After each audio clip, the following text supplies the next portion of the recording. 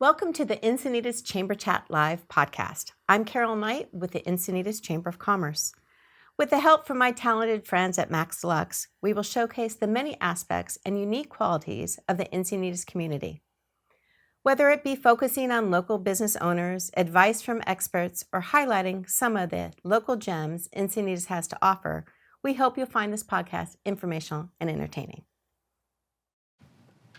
Many of us begin the new year with resolutions or set intentions, whether it be to live a healthier lifestyle, lose a little bit of weight, be more mindful, maybe get out of debt. These are sometimes resolutions that are short-lived. Our guest today looks through a different lens and strives to address every aspect of a person's life, including their professional life, in order to provide a clear blueprint for success. So without further ado, let me introduce Richard Marks, author of Expect Great Things to Happen, 5 Core Principles of Highly Effective Business Professionals. Welcome. Thank you. Thank you, Carol. So glad you are here today. I know you do a lot of leadership training sessions in addition to your numerous professional talents. Can you give us a little bit about your background? My background, I'm prior military, served in the U.S. Army. Got out out of the Army back in 1987. And from there, I got into the wireless industry, predominantly in sales. That was my background, and spent several years there, initially as an individual contributor, i.e. a sales professional, and then quickly got promoted to a leader, a manager, then director and other positions, and that's where I had the passion for leadership and professional development training. I realized the impact that leaders have on the organization could be good, bad, or indifferent. And I really aspired to be the best leader possible. And that's what got me really into the industry. I'm originally from a small town called Poplar Bluff, Missouri. Have you ever heard of it? No. And most people haven't. It's about 150 miles southeast of St. Louis, Missouri. Okay. But that's where I grew up. I love the place. I love to be away from there, but it's also good to go back and see family and friends as well. All right, so taking some of that sales training and that leadership training, I know you do a lot of coaching and hold some one-on-one counsel sessions and do some workshops. How did the book come about? Well, interesting. My mentor, his name is Art Barter. He has a business and also an author in Vista. And Art and I were on the same stage about 6 years ago, please forgive me. And we were speaking at one of the local colleges. And ironically, a client of mine in Asheville, North Carolina, by the name of PLI Cards, I was visiting them 2 weeks prior, and they said, "Do you know this gentleman by the name of Art Barter?" I'm like, "No, never heard of him." And they said, "Well, interesting, because he lives in the San Diego area, and you folks have similar backgrounds or similar experiences, or more importantly, similar ways of looking at things as it pertains to leadership." And Art was focusing on leadership skills and being a servant leader and things of that nature. Well, fast forward, I looked at this flyer where I was a guest speaker, and Art was also one of the speakers. And so I found my way to introduce myself to Art and to let him know that he is someone that I would like to know more about. He had authored a book, had a successful training program, was known all around the world. In addition to that, Art has a successful business. And so I asked him if he would be interested in having coffee with me to just really assess my business and to give me some suggestions and recommendations. And he said, sure. So about a month later, we met at a coffee shop off of the 101 in Carlsbad. And he began to assess my business. And he said, "Richard, well, you're doing pretty good here, but I would recommend that you write a book." And I said, "Art, I don't mind speaking in front of people. I have a couple of CDs that are out there." That's when CDs were popular, Carol. And I said, "I'm comfortable there." He said, "Well, Richard," he said, "I can appreciate that, but I would recommend writing a book." And I'm like, I don't think so. Right. The leap from your training workshops to the book writing. Oh, absolutely. It's just the idea of writing a book. That seed was planted many years ago, but from the seed being planted to actually doing it, totally different mind shift. And so that seed planted and stayed with me. And Art told me one thing that resonates with me today. He said, Richard, if you're going to be serious about this business, about training, speaking, you should write a book. And I said, I will give it some thought. Well, ironically, maybe 3 weeks later, I received this LinkedIn request from a company by the name of Jones Media, which is located, or Jones Publishing, please forgive me, out of Phoenix, Arizona. And Jones Publishing help trainers, speakers, facilitators convert their message into a book. And I'm like, this is ironic. What are the chances? Right. And so I responded to his LinkedIn request. We got on a phone call a week later, and he shared with me his program. And I'm thinking, this is actually doable, because it was like how to write a book for someone who is intimidated by that, and I was. I was really concerned of what people might think, my peers, my colleagues. Do they even want to hear what I have to say? And am I able to articulate myself in a book in terms of how I see the world? And I struggled in that particular area, and he assured me that they could help me. And ironically, my book, again, is Jones Publishing. I know they're on here somewhere. Yeah, Jones Publishing, right there. And so Jeremy Jones is his name, and he began to work with me in their program, which was about 9 months long, and I must have been on the remedial program, because it took me about 2.5 years to do it. So to start to finish to write the book? Yes. Okay. And that's because I was a few months into it, and I had to submit my first 3 chapters. And I did. I was so proud of it. It was a lot of hard work. And after the editor returned this information back to me, these 3 chapters, I've never seen so many red marks and corrections in all my life. It destroyed my confidence. No. It destroyed my ego. I'm thinking, I can't do this. I'm horrible at this. And I began to think about this over a couple of months. And I'm thinking, Richard, what are you proving to yourself by quitting? What will you tell your children? What will you tell the folks that you're training, facilitating to, that it's okay to quit? And I struggle there. And initially, I'm like, it's okay to quit sometimes, Not for me, tried it. It was okay. But I realized that just did not rest with me, Carol. And then I began to just do some soul searching. I realized that in order to get to where I want to be in my life is going to require some new training, some new skill sets, some new mentorship. And so I embraced it. It was very difficult, but I'm glad I did it. So when you're writing this book, some of the core principles that we are going to get into, was that learning process incorporated into some of your core business principles for success? Absolutely. In some cases, especially in the book where I'm talking about of the 5 principles, one of the things I talk about is self-confidence and self-discipline, because my self-confidence was destroyed after I received that feedback from the editors, and also the discipline component. But these 5 principles in which I talk about actually ties back to athletes, professional athletes, collegiate athletes, etc. And what I began to realize that athletes have the tendency to be acknowledged, rewarded. They get this high praise for doing great things out on the field of whatever athletic sport they're connected with. But I also found that the same characteristics are synonymous among business professionals, but they may not receive all of the highlights and the awards and the appreciation and value and the paycheck, but they also have these same characteristics, and they are also thriving in the business world. We just may not hear of them. And I realized that these characteristics are synonymous among athletes and business professionals, and that's what really got me honed in on these 5 core principles of the book. Again, I see them in athletes, I see them in business professionals, and they're synonymous with one another. Well, let's get into the book. I've read it, and we've worked together on a few sessions. So I like that it's really professional. It's really approachable.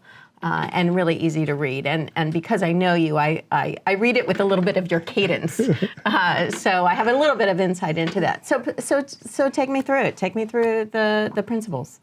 Well, one of the principles is really having a level of self-awareness. And self-awareness is actually an emotional intelligent construct.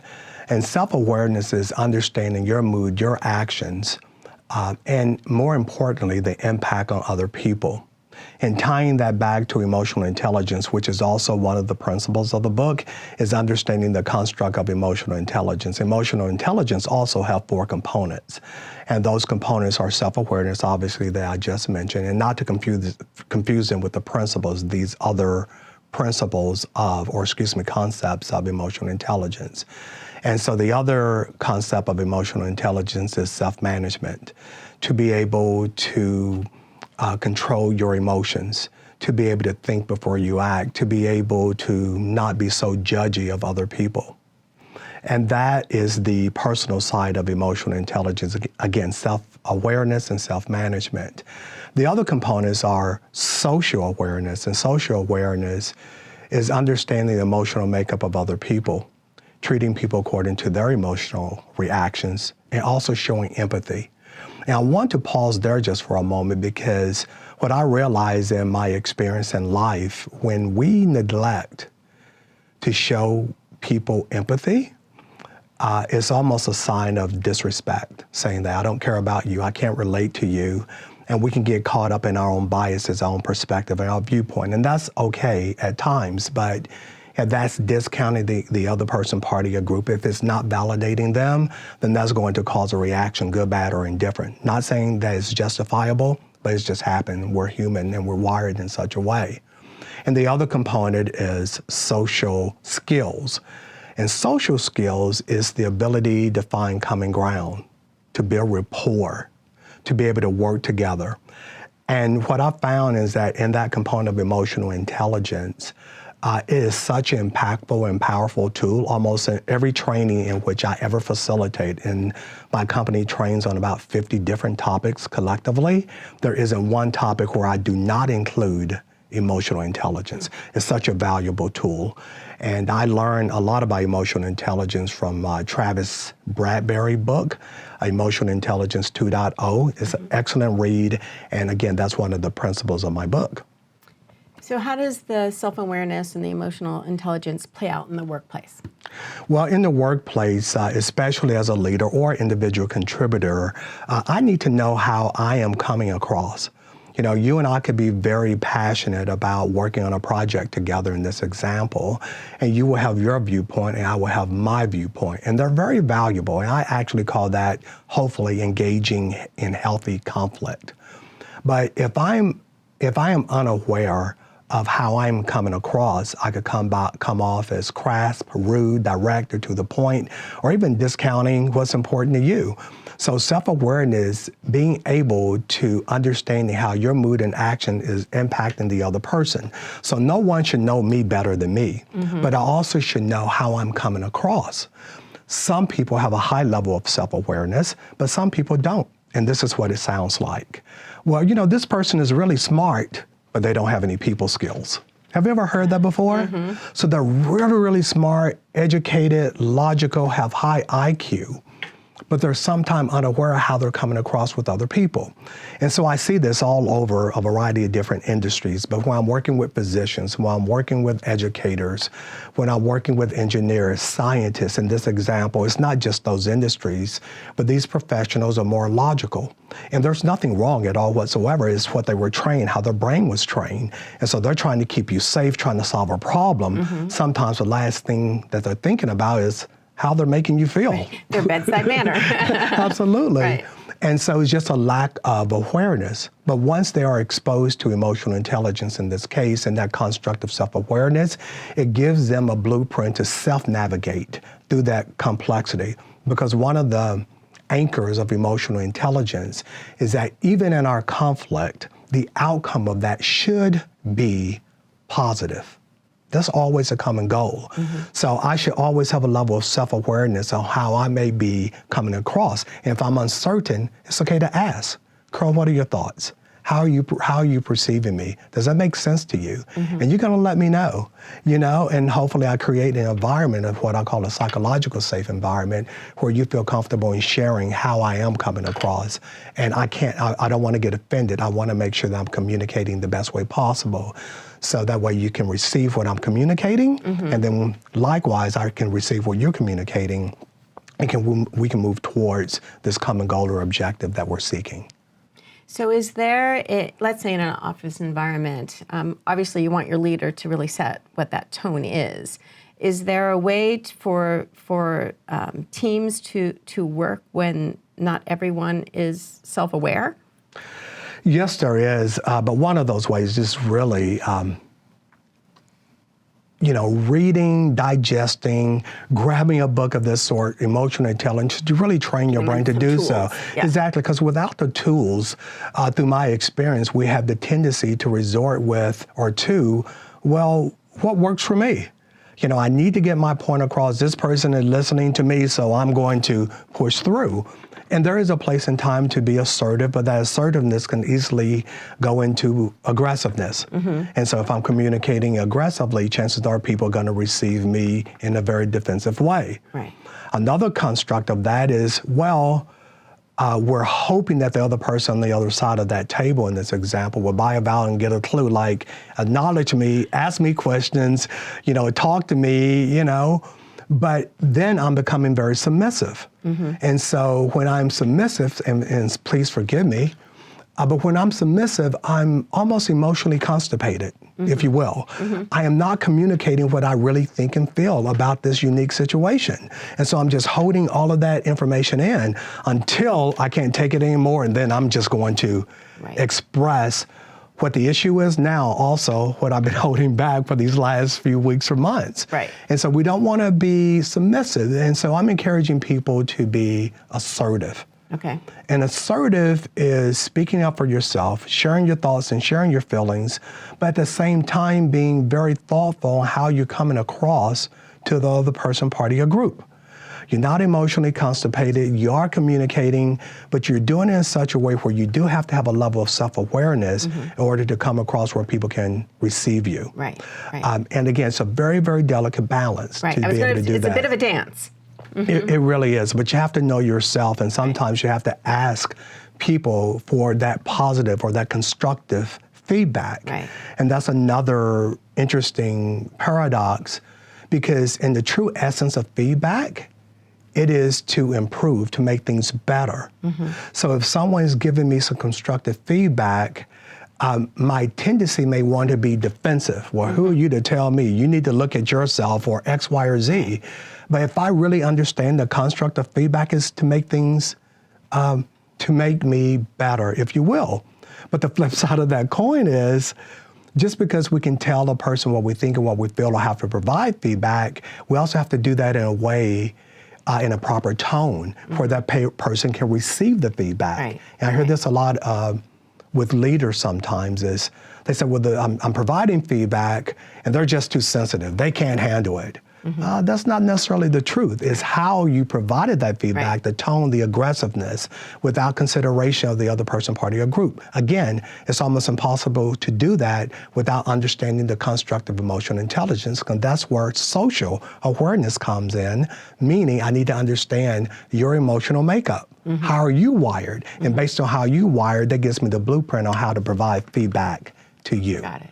The way I would provide feedback to Rob would be completely different. Why? Because he's a totally different person than you are. Right. So I have to get to know you. I have to get to know Rob in this particular example. Then that tells me how I need to communicate based on who you are as an individual. Right. A lot of nuances in there. Oh, absolutely. And and it takes time to figure out how everyone operates and what their emotional intelligence is and how best to approach them. Which is another important thing, is to adopt patience. Patience is also an area where I find that people can improve upon. Whether it's our environment, our conditions, many people have more work than ever before. But having that construct or that skill set of patience is also equally important. Have you ever tried to interact with someone, have a conversation with someone who does not have patience for you? Have you ever been there before? Yes, of course. So like, how does that make you feel? Yeah. You know? Like put off. Yeah. Exactly. You're not Whatever. important. Yeah, You got to rush. exactly. And I know what that feels like, Carol. And because of that, I've learned to have patience. And I've also adopted the skill set of active listening, which is really listening to understand versus listening to reply. Right. Totally different skill set. Yeah, totally different. Yeah. Yeah, I think I err on the side of too much patience, and I think sometimes it's to a detriment. I probably don't have the, aggressiveness sometimes that I need to address things, because I'm kind and patient, and I like to give people the benefit of the doubt, but that's not always the best approach. I do like that demeanor, though, giving the people the benefit of the doubt. I mean, that's a very important, I think, skill set to have, is giving the person the benefit of the doubt, not assuming they're up to antics.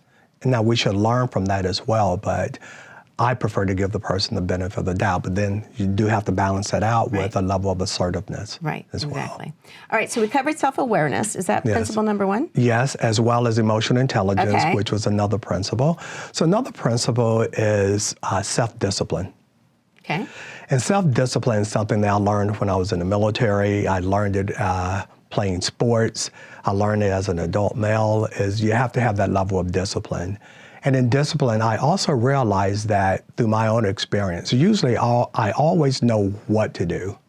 The question is, am I actually going to do that to achieve my goal and my purpose and the things I need to do? And Exhibit A right here, right? exactly. I know what I need to do to achieve X, Y, or Z, but maybe I want to do something else for other reasons. And even though that I know what else I want to do or I choose to do, may not always be within my best interest, but it's what I feel like and what I want. And there's a very delicate balance there. Right. And so discipline is also a key contributing factor, obviously, in the 5 principles of the book, because without it, we have the tendency to delay the things perhaps we seek and which we would like to achieve in our own lives. And so I've learned, again, especially writing this book, is that I'm going to have to settle down, learn a new skill set, take some constructive feedback, and learn how to be an author. I struggle with that. I even struggle with reading. When I was reading words on a page, my brain would say, squirrel! And I would be all over the map. I would see one word or one phrase, and my brain is thinking about that while I'm still reading the book. I struggled there, and I thought people would do the same with my book, which also impacted my level of self-confidence. So that was another key factor. So how does the self-discipline play out in the workplace? Can you give me an example? Yes, in the workplace, many of us know what our job responsibilities are. Usually that's, it's in our job description, it's laid out by senior leadership. Research even suggests, and please forgive me for not being able to quote the source, but research even suggests that most workers only do a maximum of 65 to 70% of what they were actually hired to do. And I found that very interesting. And when I was in corporate America, I wasn't trying to outperform the person to the left or to the right of me. What I was actually trying to do, and I did, was do what that job description said, because I didn't want to fail. So the job description gave me all of these things that I need to do. That became my focus. And ironically, I began to receive awards. I began to receive additional compensation, bonuses, incentives to get promoted. Not because I was doing better than the person to the left or to the right of me, but I was doing what I was told to do. And I took that very seriously. And so I think, to answer your question, by doing what we were hired to do is important. But in that same research that I shared with you moments ago, that 30 or 35% where people aren't focusing on doing those things because they don't want to do that. They want to do what they want to do. And I understand that too. Or sometimes we believe or think that we're smarter than the boss. Now, I know that I'm talking to someone out there. I don't know who you are where you think you're smarter than the boss. And I'm not saying that you're not. But what I found through my experience is that every company I ever worked for, they knew more about their business than I did. Now, I may be coming in with a unique skill or experience that, because I believe I can take the business to the next level, but I may not understand the business holistically. There's more to the businesses than just my one part. Right.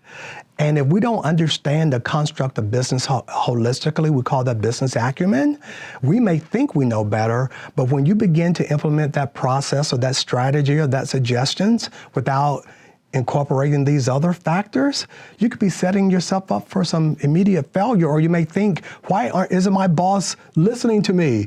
I know what I'm talking about. If they would just do X or just do Y.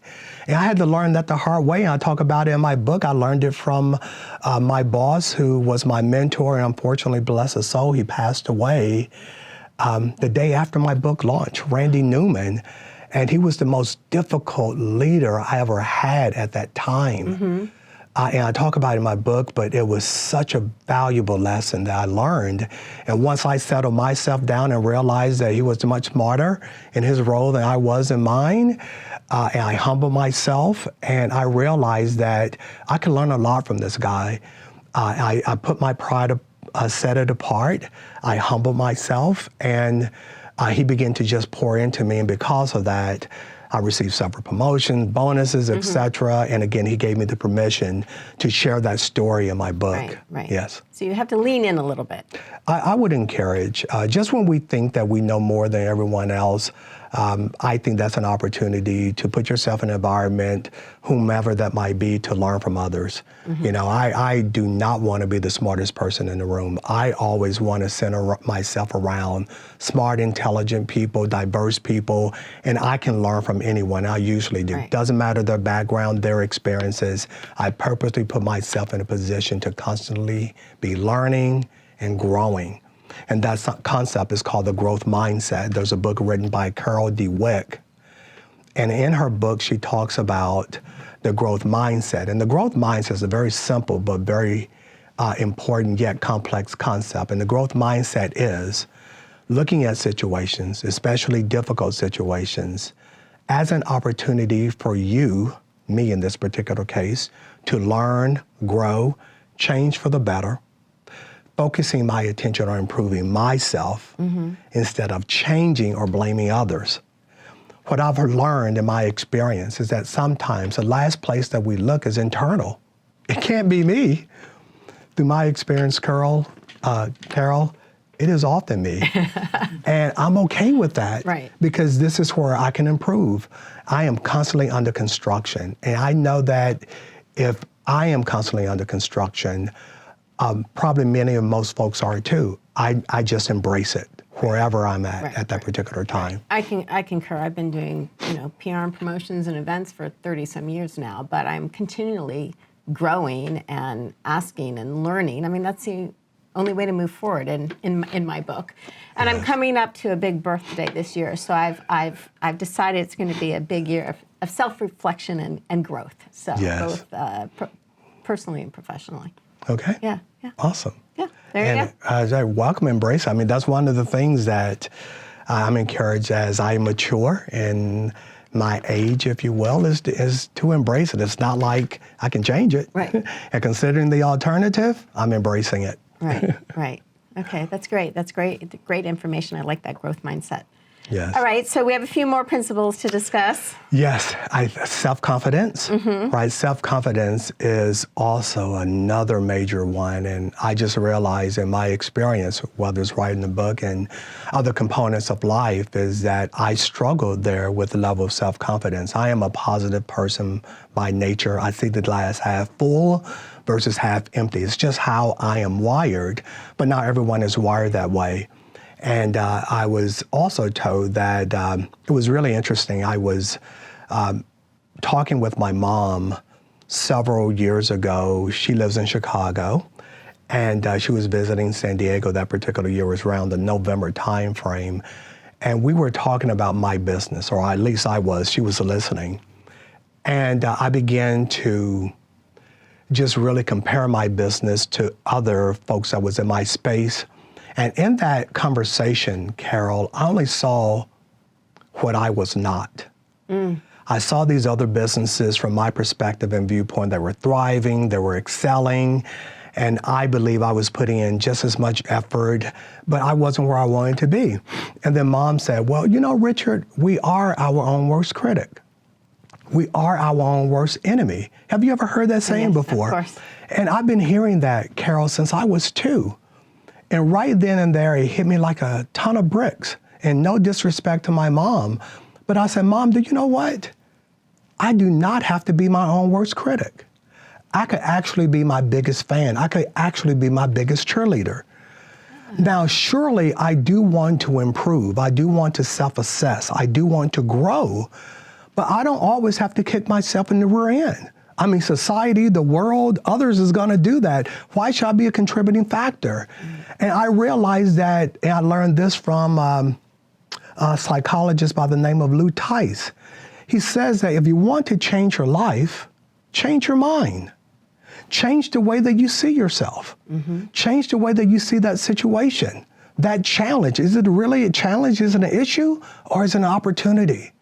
And I realize that often we don't have a lot of say-so in what life brings us. But how we go through those experiences is really, most of that is in our head. Right. And I choose to go through it positively. Again, the book is entitled Expect Great Things to Happen. Oh, yeah. And that's not just by happenstance. That's by my own personal experiences, how I choose to live and embrace my life. So I'm no longer my worst critic. I'm my biggest fan. Sure, there's tons of room and growth of opportunity. Just ask anyone who knows me. But at the same time, I embrace it. There's a lot going on in my life right now, respectfully, that I would rather not be dealing with. But I also realize that is the human experience. That's everyone, almost anyone at any given day. I am not special in that way. We all are dealing with stuff that we would rather not be dealing with, but how we navigate through those complexities, how we show up, how we are experiencing that is important to me. I realize that we have more in common than not, which means that if Richard is experiencing this, others are well. And I'm just transparent. I want to share with others on what I'm experiencing, what others are experiencing in form of story or a way in speaking or training or coaching or whatever the case may be. And once I begin to be transparent in such a way, I realize that even with our audience, these words are, someone needs to hear these words. I don't know who they are. That's not important to me. What's important is that these become seeds, deposits to help them see that things, they can be a whole lot worse. But if we just get stuck in the funk of life, we're covered by the pearls of life. And most of those pearls of life are self-induced. It's like I'm doing it to myself. Release yourself from that frustration. Let it go. And I encourage you to do it now. It's a choice. It is a choice, and I'm with you. I'm a glass half full, not a glass half empty. I walk into the office with a smile and greet everyone, a big good morning and hello. But in an office environment, you don't have all half full folk. So how do you counter or interact or balance the folk that it's always doom and gloom, or the glass is always half empty? Right. And that negativity can sort of permeate throughout the work team. So I'm a why guy. There's always a reason why people are in a funk or feel a certain way about whatever the case may be. And so I want to just understand it without conditions, without expectations. I just want to get to know you. And there's always a story that connects us to a negative attitude, a poor personality, always angry or upset. There's always a reason why. And as I begin to build that rapport and build that relationship, then I have a level of understanding of the why. Again, that's showing empathy. That's meeting people where they are. That's that constructive emotional intelligence. And showing empathy, hey, I get it, I understand. And the other suggestion that I would like to include would be setting the example for others. But this is now how I do it.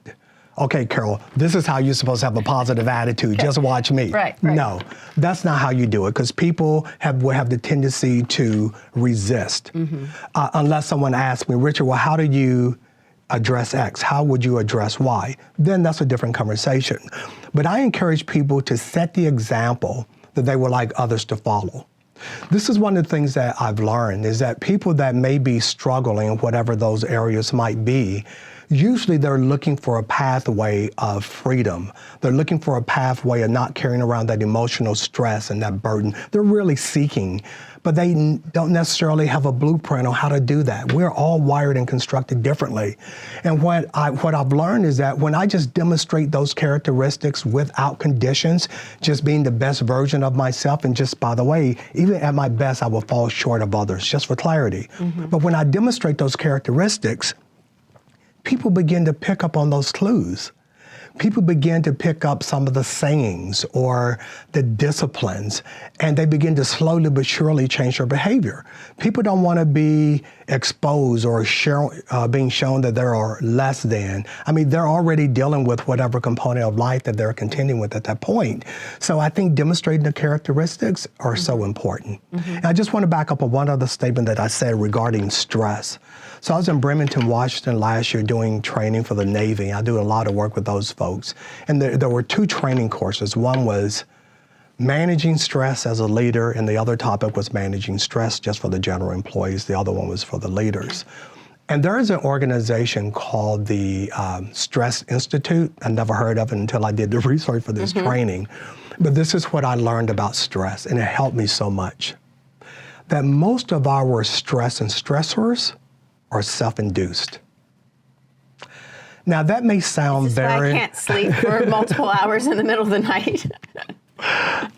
Perhaps. Okay, I'm not a therapist. I don't play one either. But when I realized that most of my stresses are self-induced, I realized that I am doing this to myself. And when I learned this, it was such an epiphany. It was such like, duh, Richard. It really frustrated me. I'm like, I'm kicking my own rear end. Why would I do that? And so I've learned how to better manage my stress. I've learned how not to worry, because worry solves absolutely nothing. Now, there is a place and time for all of this, but when it becomes overwhelming, where it's taking away my sleep, it's impacting my attitude, my relationships, I want to get out of that. Right. Again, it's easier for some versus others. So again, I'm not saying that it is that simplistic, because it's not. Some folks need some additional guidance, some additional support, therapy, or whatever type of direction and support that they need. So I don't want to make light of that at all whatsoever. But for general life things, again, it could be that complicated or it could be that simplistic from my perspective. Right. Things to think about. Something to think about. All right, and do we have one more principle before we go on? I have a couple more questions for you. Yes, it's called motivation. Okay. And the way I like to say it, so please forgive me, I call it motivation. I like motivation, right? Motivation. Having that self-motivation to get up in the morning, to navigate through the complexities of life, to have an opportunity to interact with other people, to be completely sometimes oblivious on what the day is going to be like, to don't know who you're going to interact with. I'm always excited about that. I love meeting people. Doesn't matter where they're from, their background. I just love meeting people. Shy. I am, Carol. I have my moments where I'm just totally reserved, and because what I do, I'm constantly interacting with people, which I love, but I have my moments where I call it Richard time. And the only thing I just want to do is just, appreciate nature, appreciate life, reassess, reconnect. And I have to have those moments for me just to have the opportunity to show up to be the best version of myself. But motivation is another key principle. And whether intrinsic motivation, which is, why do I do what I do? Why is this important to me? Why is it important to you? Whether it's our profession, the things that we volunteer with, what is that internal value that we receive by helping another or whatever the case may be? And then the extrinsic motivation, those more tangible things, whether it's our homes, education, possessions. I mean, those things are important too. And I've learned in life, particularly in the business of sales, is to have a balance of both. One, when I'm out of balance, usually there's a portion of my life that might be suffering or that I need to close a gap on. What motivates you may not motivate me. So in the workplace again, how best do you identify what motivates an employee? Well, I would answer that with a story. So I was doing the work with folks, another client, I'm going to be nameless for a moment, and it was about 35 leaders in this particular group. And we were talking about leadership skills, characteristics, psychological safety, et cetera. And one person shared with me, they said, Richard, our goal was to motivate our employees. And so all of these 35 leaders got together in a room and they came up with a variety of different ways to incentivize and to reward and to motivate their employees. And they said, for the life of me, I can't figure out why it didn't work. What's wrong with these people? And I just asked a very simple question. Did any of you ask the people? It's not my job to figure out what motivates you. What my job is to ask you, Carol, what motivates you? What excites you? What would you like to see? That's where I should start. And then you would tell me. Right. Now, some organizations are resistant to do so because they play this game, the what if. Well, what if they ask for the moon and I can only give X? And so to minimize the what ifs, I want to better manage, control this. If the person asks for the moon, if I can't give the moon, at least I can communicate and let them know I can't do X, Y, or Z. But for me to think for you, I can't do that. Many of us play mind readers, but I don't know any mind readers, right? We play it all the time. I know what you're thinking. But do you really? If you really want to know what I'm thinking, all you have to do is ask. It is that simple. Right, right. And that feeds also into the why. I mean, you're a why person, so the what, the why, the motivation, why am I doing this? Is that something that's really going to motivate me? Oh, absolutely. And we have a say-so in that. I had a leader in corporate America. I worked for Nextel Communication. That was the walkie-talkie cell phone. We was really novel at that time. We thought we were really cool. The walkie-talkie. And I had a promotion opportunity to move to, I think at the time I was living in Houston, so I had an opportunity Oklahoma City, San Antonio, and one other place, Dallas, Fort Worth. And I was sitting down with my president, and he said, Richard, have you made a decision? And his name is Walter Hinkle, who is also still a mentor of mine. I said, Walter, I don't know. I just don't know which one I should choose. And he said these words to me that still resonate to me 20 plus years later. He said, Richard, you have a right to be selfish. I never had a leader to tell me that before. And he said that, Richard, you bring to our organization a subset of skills that is valuable, that's appreciative, that we need. And every employee, in essence, brings some sense of value, or else you wouldn't be there. And I learned what my value was to an organization, but I never knew how to leverage it. I just thought I had to be not necessarily a victim of the circumstances, but hey, they offered me opportunity, let me see what I can do to get in. I learned to flip the script. And from that point when I would interview with organizations, and I was one of the many people in which they selected in the interview pool, the pool of candidates, I would flip the script in the interviewing process. I would ask them, of all the candidates you chose to talk to me, may I ask you why? It's a totally different way of interviewing. Right. And then that employer began to share with me what they saw on my resume and my background, what they really like, why they chose me versus tons of candidates. And as they share that information with me, it gives me a blueprint on how to respond to their specific needs. Because when they begin to highlight what they see in me, that also tells me what they're looking for in a candidate. It's a different way of interviewing. And when you interview in such a way, ironically, that becomes memorable to the employee. employer, and they're like, wait a minute, there's He's something the guy, about right. bingo. Right. And so I train on this particular course as well on how to interview, and it's just to give that level of self-confidence, and again, having that particular perspective and viewpoint just changes the dynamics altogether. And that question too, going back to the self-confidence, when you ask that question, then you're getting fed that confidence, right? That you are the right person for that job. Absolutely, because if not, we get caught up with the other pearls. Right. What if they ask me a question? I don't know what they're going to ask me. We never know what they're going to ask. But when I have those competing thoughts, that blocks my ability to listen holistically on what that person is asking me. So I'm thinking about in my head, what if they ask me something I don't know the answer to, or how I'm going to answer this question? Even in this interview, I let go any competing thoughts. I really want to listen to the questions that you're asking me. That way I can respond appropriately. But if my brain is cluttered with nervousness, what if you're going to ask me, or how I'm going to respond, or what if I get tongue-tied? If I'm caught up in those competing thoughts, it takes away that level of self-confidence that we were referring to. Right. Oh, we all have a lot to learn from you and from your book.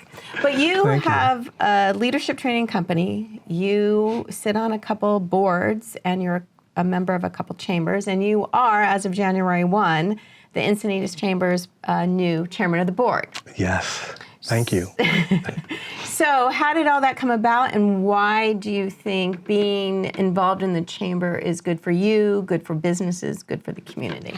Well, when I started my business, it would be 10 years, October of this year. When I started my business almost 10 years ago, and again, I come from the sales arena, so selling is not difficult for me, but my type of business in terms of training is not something that you can just go out there and sell from my perspective. It's really built on relationships, and that's with business owners, and more important or equally important, human resources, because senior leadership usually identify issues and challenges within an organization, and then they communicate to HR and they say, this is what we need. And so I learned that being a member of a chamber in this particular example, it gave me the opportunity to build relationships, to network. And then even when I started that, I would go into a mixer, and I would see a couple hundred people. And I know what the old school of thought was in terms of sales. You got to go out and pass out 30 business cards. You got to talk to X amount of people. And that's just never worked for me. And when I was a sales leader in corporate America, that's not how I taught people how to sell or build relationships. And relationships is something that is sustainable. And that's what happens in chambers. It's an opportunity to build a relationship with a complete stranger who is also have their own business or are working for another organization or just cares about the community or whatever the case may be. And so what I learned to do is build those relationships, one interaction, one conversation at a time. And so after I typically meet someone at a chamber mixer, instead of trying to meet 30 people, I'm okay meeting 4 or 5, 6. And then of that group, maybe 2 or 3 of us decide to have coffee or lunch. And then we just begin to get to know one another. I equally want to know about their business and what's important to them, and they do the same for me. And one of the things I also learned that is also organic growth. Usually it's not immediate gratification. And I've been involved with chambers, again, for almost 10 years now, and I've learned, again, to be patient. And so when you mentioned I'm involved with several chambers and several boards, it's because these relationships are organic growth, and it does take a while. That's why I'm involved in so many. And so I'm constantly planting seeds. I'm constantly nurturing my garden, if you will, and developing these people skills. And so that's why I believe that the chamber is really important. It's where relationships happen. It's where you can get business for yourself and for others. But again, it takes a while to do so. Yeah, it does, and I'll concur on that point too. I'm in charge of membership at the chamber as well, and I could be talking to someone for a year and a half, and it's the seed has been placed, and it needs to be tended to and grow. And as we say, we help our businesses grow and thrive. But sometimes it really depends on what that potential member space is and what their need is, and the time has to be right for them. Just because, I'm spieling all this, the chamber's great, it doesn't mean it's right for them at that time. Oh, absolutely. I've learned, again, just to be patient in that process. Yeah. And when you do so, in that interaction, it gains trust. If you think about any relationship that we truly hold as valuable, usually that relationship took a period of time. And this is no different. Right. And so in this example, if I attend a mixer, and our mixers are once a month and I love them, but if I only attend a mixer once a month, that's 12 mixers, I can't expect to just have all of this big amount or large amount of business. Right. So what I've learned with chambers is that when I begin to be selfless and begin to get involved with what's important to the chamber, the businesses, the community, i.e. getting involved with committees. When I begin to do things like that, I begin to realize what's important to these committees, what they're trying to do. And each committee meeting, now I'm meeting a smaller group of people. And I'm building these smaller, intimate relationships. And as I get involved with more committees, all of a sudden, you get acknowledged. People know you. So when you go to the mixer, this person knows you, that person knows you, and you start to build your brand and build your reputation of being consistent, being there to help the chamber holistically. And when that happens, that creates trust. And when that happens, people give you the opportunity when the opportunity is available. Right. All right, I will ask you one last question. And the Encinitas Chamber of Commerce and Visitor Center turned 60 this year. Yes. So coming in as the chairman of the board, do you have a vision of where you want to take the chamber in your 2-year stint? Well, I would like to say that for all of the folks that have gone before me in this role as the chairman or woman, respectfully, I value all of that input. So I become immediately in this new role. This may sound a little odd, but I'm also learning, and this is my transparency. So the previous board chair, David Dacascos, I asked him to even mentor me because that's important. Again, sitting on the board, being in many of those board meetings, I learned so much from David, as well as all of the board members. And how I even got involved with the chamber was Rueda. And I got involved with that, and she introduced me to Sherry, the CEO, where I had an opportunity to do some executive coaching with her, which led into doing some training for the chamber staff, which got me involved into the committees, which got me to be voted to be a board member. And then fast forward, I'm the chairman of the board. And so what I would say in part of answering your question is to constantly be engaged. I was at a meeting this morning regarding the concerns on the El Camino Real. I want to get involved. And so that's what you're going to see with me and what you can expect, just getting involved in even other committees where I have not been a part of.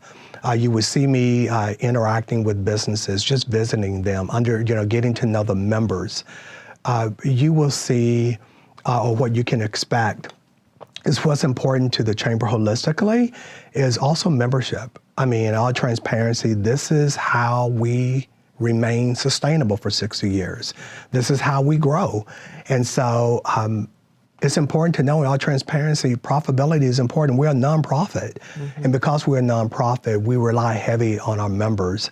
But in order to do that, we have to provide programs, which we already have in place, and events that are important to the members, the community, the residents of Encinitas and the surrounding communities. And that's my area of focus. And the more of that we do and listening to our folks, they would tell us. Right. And then begin to take that information, that valuable information, and begin to share it with our members, with our board, with our committees as a way to serve the community. Again, very similar to that experience I shared with you with those leaders who was trying to figure out what the issue is or how to incentivize their employees. Well, how can I possibly know how to better serve the community or know what the business want if I'm not asking them? So that's what you're going to see from me, getting involved with our members in the business community. That I'm very passionate about that, and they would tell us. Right. But without that, I just find it, less impactful. So that's one of the things that you can see, just really focusing on membership, committees, and the business community. Well, I'm happy to have you on the board. Thank you. And bringing with you your enthusiasm, your motivation, and your ideas. So I really appreciate it. And my mantra for 2024 is going to be expect great things to happen. So I'm so happy that you are here with us today. Thank you, Carol. It's been a pleasure. Thank you guys for the opportunity. It's been great, and I'm looking forward to serving the Encinitas community. And my mantra, of course, is expect great things to happen. You will hear me say that. It's my bracelet here. It's on everything that I do. It's everywhere. And I encourage everyone to pick up a copy of this and also, or listen to it as well. Yes, my book is on Audible. It's on Amazon. It's on Kindle. And I also have my personal supply where I autograph books for folks who is interested in having an autographed copy, by all means. All right. Thank you. Thank you. Thanks for tuning in, and thanks to our sponsor, Max Lux. Join us again for the next episode of Encinitas Chamber Chat Live. For more information on the Chamber and its activities, please visit encinitaschamber.com.